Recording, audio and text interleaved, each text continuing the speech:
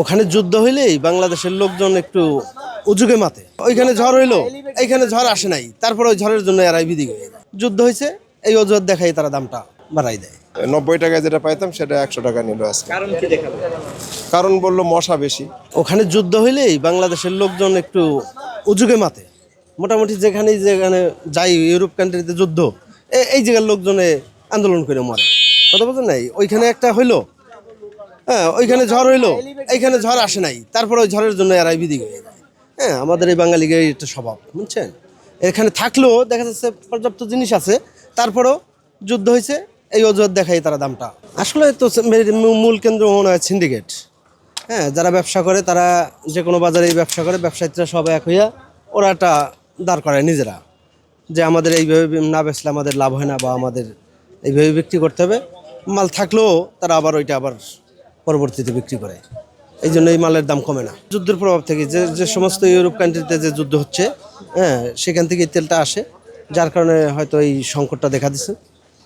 এই কারণে তেলের দাম বাড়তেই পারে। আমাদের দেশ থেকে যদি ইরান বা অন্য কোনো জাতিসংঘের সাথে যোগসাজশ করে আমাদের পেট্রোল বলেন বা জ্বালানি তেল বলেন বা যেগুলো আমাদের নিত্য প্রয়োজনীয় জিনিস, এগুলো যেন প্রভাব না পড়ে সেভাবে যোগাযোগ করাটা আমি মনে করি ভালো।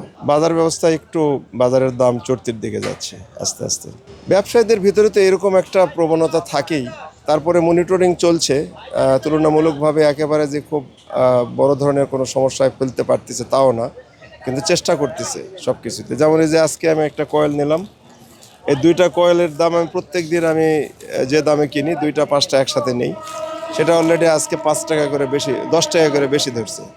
অর্থাৎ এটা আমি 100 টাকাতে যেটা পাইতাম সেটা 90 টাকায় যেটা পাইতাম সেটা 100 টাকা নিল আজকে। কারণ বললো মশা বেশি নাকি বাজারের দাম বাড়তেছে এরকম। আর অন্যান্য জিনিস কিনতে গেলে বোঝা যাবে, যেমন তেলের দামও বাড়ছে, তারপরে বিভিন্ন খাদ্যদ্রব্য, তরি তরকারি সব কিছু একটু বাড়তির দিকে গেছে। পেঁয়াজ টিয়াজ সব কিছু বাড়তির দিকে যাচ্ছে। পেঁয়াজের দাম রোজার ভিতরে কম ছিল, এখন অনেক বেশি হয়ে গেছে। জিনিসের দাম একদম পানির দাম কমে গেছে গা।